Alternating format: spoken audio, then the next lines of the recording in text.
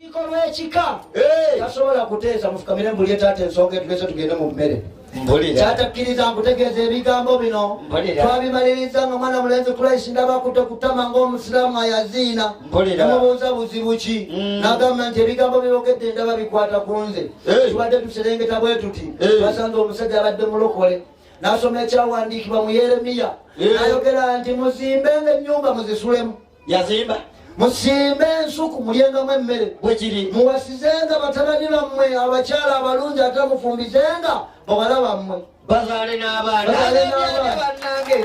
kyatakkiriza nkutegeeze kyo ekyawedde twasanze omusajja abadde musiraamu asoma ku bintu ebitalindiikirizibwa n'agamba nti swala weetuuka ne bw'oba oli mu maali wallaahi gijjinjireke genda osooka ojjawo swala ekyokubiri era nasanze omusajja nga awandiise ekyagamba ekirere ku mmotoka wasadde omusanze mujja ye kyawedde ekyo nga afundikira agala ebigambo bino nti omwana awezezza emyaka 18 ng'ali mu makaago nga yeetaaga bufumbo muweere bamutwale wanje engalo basiziwulira ekirala kyayogedde Mukama Katonda seekoli yabadde wa mazima n'ayogera n'agamba nti kale wakati yagezesa kati kangeze kuba kati ffe tuli beewala kwewaawano nti bw'ofa ggwe ani agezamooli ataata ggwe waakuwe bituuse gezamooli tata nti ggwe bw'ofa bakuziike kati batuwe omwana omuwala Latiifa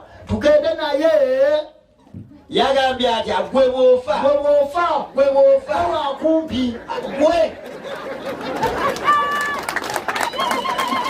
kyatakkiriza nkutegeeze ebyo byonna byaweddewo naye nga yabimazeewo yabadde omukyala yabadde mukulukulu yabadde muwanvu si muwanvu mumpi si mumpi mutono si mutono taata n'ayogera najja n'abuuza lwaki omwana ono akutte ku ttama nemugamba alina ensonga ze agenda okulaba nga amutwalira engalo amubuuzeeko n'azigaana abadde n'omwana omulungi ennyo nga mulungi alina amaaso nga boolaba agoono akuba togalaba twatomera nnyo mulembe gwa covid wawasa omukyala nga alina amaaso ge n'omutuuse waka nga nakimu kulawo taata akulaba amaaso go geego gabadde malungi nga agoono ngasigalaba tunuulira taata gonna nga meeru galinganga ejjesuse etizaako ga lubingizo taata omwana omuwala ayagala okubuuza ku Christ watutere engalo z'omwana omuwala yazigaanyi olw'ensonga nti Christ badde alina amasanda mu ngalo namubuuza ekyakulesa